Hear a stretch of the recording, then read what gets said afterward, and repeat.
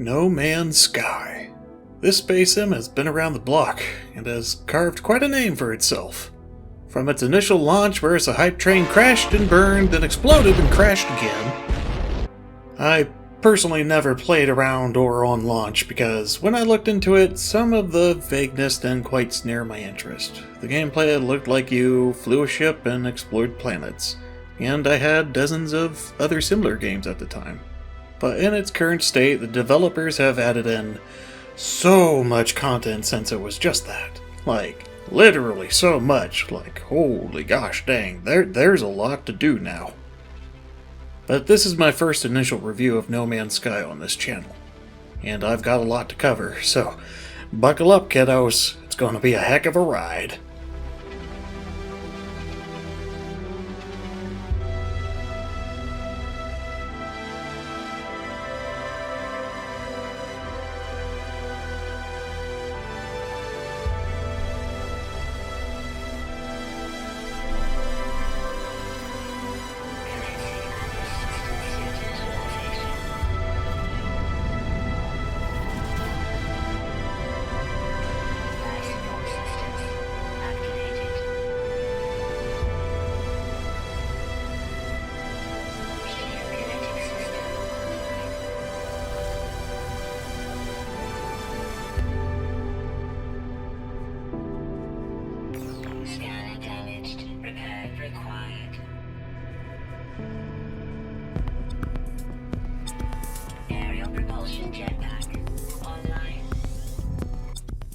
As we begin, we start with barely anything.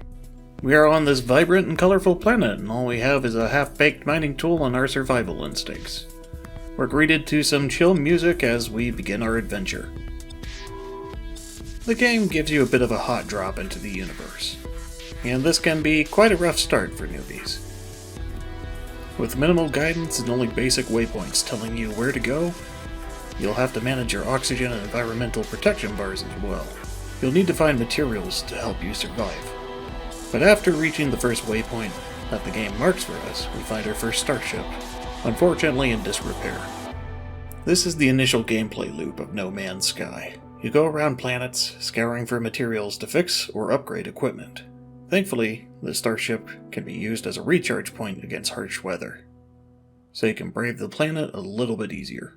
Materials are pretty easy to find initially as well, making your scavenger hunt go, well, a little bit easier.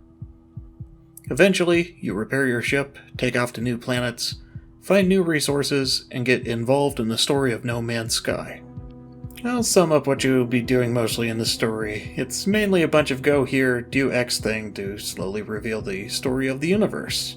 And while that can have some merit, it does take you to some extraordinary sights along the way, whilst giving you exploration tools as well. It can be a bit of a redundant drag varying on what route you take, but it does give you unique items and choices which is up to you to decide. I won't go into spoilers, but it definitely does give meaning to your existence in the universe. But going back to the main game, we got a lot to break down, so let's start planet side. All planets are randomly generated, but across hours of play, I have noticed similar things. Frozen planets will have a tundra-like appearance, toxic planets will have mushrooms and green, lush planets will be like Earth, and desert planets will have cacti and sand, and so on. A planet is pretty much just a single massive biome, maybe with some giant lakes thrown in for water exploration, which is its own different thing. But also, again, underwater is very similar to each planet you will visit, strangely enough. When I first began, I had a bit more of an intimate time with planets, since everything was new and was a sight to behold. I even colonized the heck out of them, making multiple bases and practical cities on them. Unfortunately, e pluribus unum, that means one out of many. I understand No Man's Sky needed to make a literal galaxy, but the fact that everything feels so samey after a while is a bit, yeah. They definitely went for a quantity over quality kind of condition for this. But that's enough about planets in general. What can you do on them? Well, we have scanning, which you can identify flora, fauna, and minerals you find, and can also name them to give your planet a little bit of your own personal flair. This at first made me feel like I was actually discovering things. until I started seeing repeats and similar things, of course. When scanning, you can also reveal resources that you can acquire as well. There's a basic resource that you'll acquire from something you burn down with your mining laser, along with an additional resource if you scanned it as well. This can be useful for finding materials you need when building or upgrading stuff. There's also large deposits you can scan down and carve up with a terrain manipulator. The terrain manipulator can help level and drill through terrain, while also digging up resources in the process. You can also scan down settlements to trade with the locals, excavation sites to dig up old and valuable treasures from, and ancient ruins which have cryptic riddles and knowledge stones to learn about the local language. And speaking of language, I do kind of dislike the language system in this game. I couldn't understand the language until I dedicated some time talking to folks on a station. They'll kindly teach you a single word, but this is an arduous and repetitive process. Having to talk to every individual person on a station and see if you had to talk to them previously or not, or you could just go down to the surface and poke a knowledge stone which will instantly give you a word. But they're a lot more spread out on a planet than compared to people on a station. Thankfully, the game has implemented translators, which will translate up to 6 words if you get all the mods for your exosuit. I can translate a whole sentence if you're lucky and are missing the words. It's a bit of an odd system, but I would seriously just like the ability to buy words if possible. Take them language lessons, you know what I mean? But anyway, next up planetside we have building. Building has definitely been kicked up quite a few notches from when it was introduced. Aside from your typical plunk down a storage container, landing pads and walls, they've implemented a power system, which I think is quite awesome. There's 3 ways to get power currently. There's burning carbon in a generator, then there's solar panels, which will give you power, but only during the day. You can use a battery to help save up excess energy from all these, which really helps out in the early game. Then finally you have electromagnetic spires, which you have to map out a hotspot for, but after you build one, it's all free power all the time afterwards. The game also has hotspots for resources, which, if you have the power for it, will automatically mine stuff over time and give you resources for free. I kind of enjoy this industrial style gameplay. There's also refineries which you can play My Little Alchemist with, and convert materials into other materials, given you know what elements to combine. There's no way to automate this refining process other than some large refine times, giving you stuff enough materials into it, of course. I personally would like to see this expanded, as there is an in-depth industry crafting chain already in the game, so why not automate that process just a little bit further? Speaking of refineries, they can be a bit buggy. Items can go missing if you bounce between different refineries on a different planet or system. It seems like the game is just capped at 5 refineries before things start getting a bit weird. But we have a galaxy to industrialize. We can't have limits like that before things start to break. Speaking of galaxy, perhaps it's time to get off the planetary talk. And the best way to do that is via starship, so let's launch into the vehicles of No Man's Sky. There's 4 types of starships that you would normally be able to find. There's the fighter, which is self-explanatory. You start in one, it shoots stuff, has a tiny inventory. Then you have the hauler, which is a tank and hard to steer.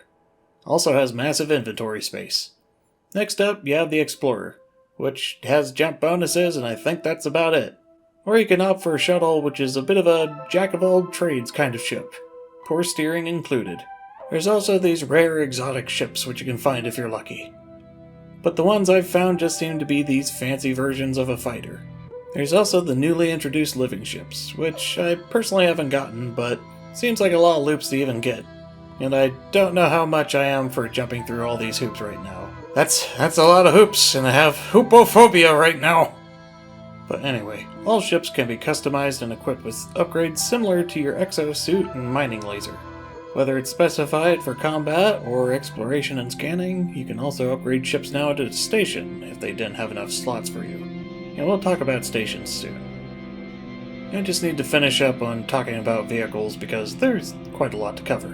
So on to exocrafts, or the planetary vehicles. I should have talked about this in the planetary section, but I felt like I needed to explain how ships work first. Mainly because they're a bit similar in design. You have similar upgrades, mining lasers, storage space, and there's quite a few to choose from. There's the Nomad, which you can use to hover over water, goes really fast and has special scanners and a tiny inventory. The Roamer, which is your standard rover with a good inventory size. The Colossus, which is a moving industrial storage tank. Then the Pilgrim, which is the Nomad without the hover ability, but goes even faster. The Minotaur, which is the newly introduced exosuit, which is amphibious and can fly with a jetpack. Then the Nautilon. It swims. I feel mixed about exocrafts in this game. While they're all very nice ideas, some parts just feel executed poorly. Like the first person mode, which feels a bit stiff and aiming at it is a bit odd for some reason. There's also a dead zone on some vehicles, meaning if you want to mine or shoot at something with it, you gotta do tank controls, angle it properly, which can be a bit of an annoyance.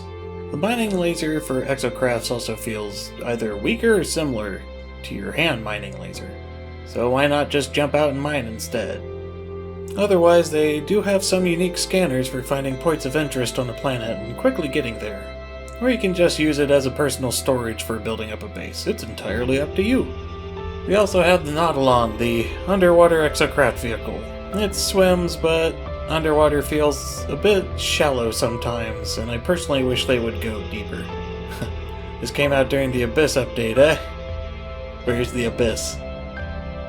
I know it's no Subnautica, but man, it would be awesome if it were. And for the final vehicle, if you could call it that, we have the Freighter. This, you don't even technically pilot, it's just a big mobile base for you, that you can park your excess starships at. You can also build and modify its interiors to how you see fit. Your freighter also acts as a command vessel. You can hire frigates, which are small specialist ships, and send them out on missions. I feel mixed about this because the missions only seem to retrieve random items and money. They also take real-world time to complete, so you can easily go out and retrieve the resources yourself if you really needed them. Not like you knew what resources you were going to get anyway. But freighters are a nice feature for an explorer, so they have a nice place to park on a long journey. I also don't know why it costs fuel to make them jump, when you can just summon them anywhere in the galaxy, anywhere else, for free. But hey, easy parking. I should say I've also had issues with my freighter too. Like I've had things go missing before. I remember having a big old farm in this room of plants and such, but they all vanish. So, proceed with caution. Speaking of problematic freighters, we have the new derelict freighters. They're a bit of an expensive buy-in, demanding 5 million credits from a scrap dealer on the station. They're all like a mini Dead Space game, but without being horribly gored to death.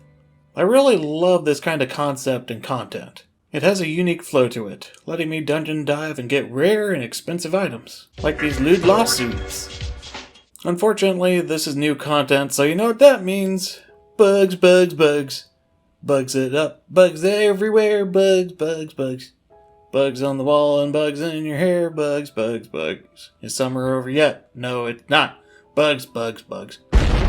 But anyway, going through that, I got obstructed by an invisible object. I assumed that this was supposed to be a bit of floating debris that could have just been easily pushed out of the way from me walking around. But this was an oversight from the devs. I even tried going to multiple desolate freighters, trying to get this to work. But had terrible luck as I kept on running into the same tight hallway with the same debris blocking me. It stinks too because I had a successful one earlier, thought it was great. But now that I can't even jump around it or crouch or anything like that, no, I had to bring a camera at the worst possible time. I hope they fix this. It's new content, so I don't think it's been play-tested properly by people, but dang, that was such a huge fun ruiner to me. But let's go back to the station for a bit. I've talked about what you can do already a bit, but let's give some dedicated time for the station now. There is a single station in almost every populated system in the game. Here you can buy just about any type of upgrade you can imagine.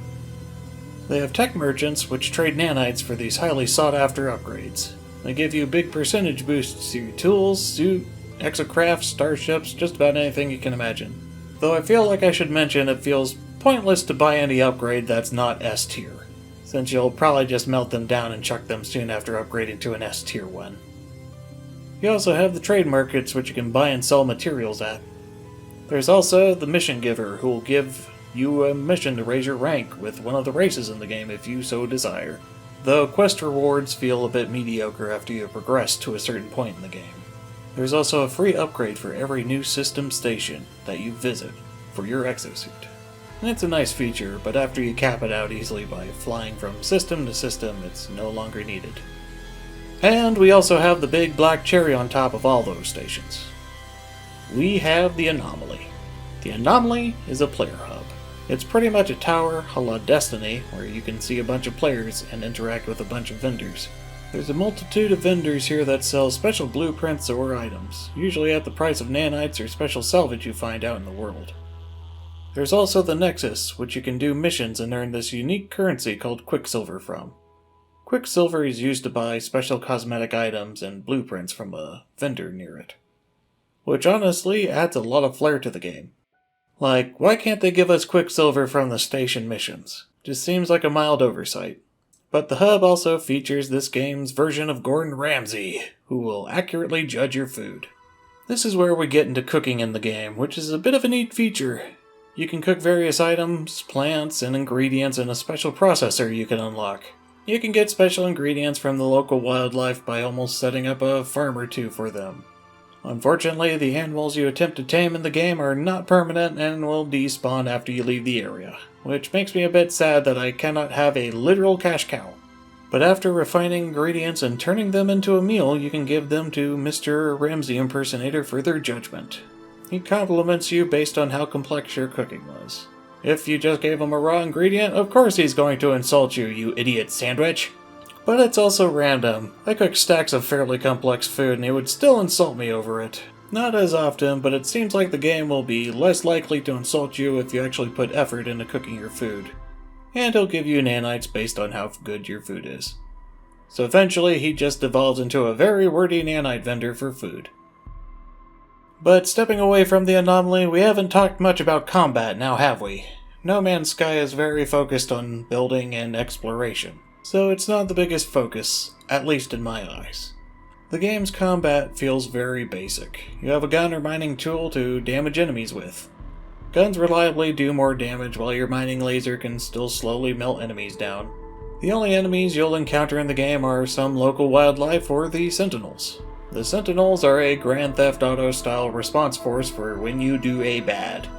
Like shoot at a non-hostile spaceship in space, or try to break into a certain facility that's supposed to be locked down. They have two different types of forces, one for space and one for land. Space is pretty much just starships that show up in larger and larger fleets as you get more hostile, eventually throwing a capital ship your way. Then on land they have drones, quad walkers, and biped walkers. Drones are basic, hover around and shoot at you. Then they have their armored version which can take some extra hits. Then the quad walkers, which jump and leap at you while shooting as well. Then the bipedal walkers, which are practically a boss fight, in which you have to blast its armor off before you can do proper damage to it. It's a fairly basic set of enemies, and still challenging to defeat, assuming you don't abuse cover and their bad pathfinding, that is. They also drop some rare resources for you as well, and will also respond if you try to steal rare resources too. So be prepared. But gosh, I can't think of anything more to add to this review. I'm sure I've missed out on some content, and it's a bit difficult to cover a whole galaxy's worth, but I suppose I just should say my ultimate feelings on No Man's Sky. It's a big thumbs up. I can't give it a double thumb up though. With all the playtime I sunk into this game, it unfortunately hits this nerve that it is exactly what I want, but only tickles it. This game has potential of beating all other space sims out there, but the problem is, it has so much content, yet it's only so deep. I don't feel like I'm solving the mysteries of the universe other than the story. I don't feel like I'm making a meaningful discovery when I feel like I've discovered the same thing a second time. I don't feel like I'm part of an economy when I crash it when I dump every easily amassed resource at a trade station. This game has the hallmarks of being great, but it just doesn't dive deep enough. It's a great platform. They keep adding more to it. But what they added still feels insufficient to truly immerse myself. I have a pile of resources and nothing to do with it. I built cities, I built industrial outposts, and building is very good in this game. There's a lot you can do. but I just want things surrounding the game to be a bit more in-depth and rewarding. Let us make super rare discoveries that's like an exotic planet that no one has ever seen before. I feel like these should be coming out with each update, but they don't add them. Let us have automated farms and refineries. Let us have dynamic economy, which is driven by players and not random NPC algorithms. Let the players tell the story of your universe, instead of it already being told. But that's my big statement on No Man's Sky. A wide ocean, but only a foot deep. I hope they implement some of my thoughts in future installments, because I truly want to love this game, but I can only like it right now. And I think that'll wrap it up for this review. This was quite a long one. There was a lot to cover. This is probably going to be my longest video to date, so I hope I managed to inform you all of how No Man's Sky is doing in 2020. As per the usual banter, like if you liked, and why not subscribe if you're new to the channel. Helps me fight that YouTube algorithm. What do you think of No Man's Sky? Maybe leave a comment below. This is Mr. B, and I'm gonna land for now. I'll see you all in the next video. Bye-bye.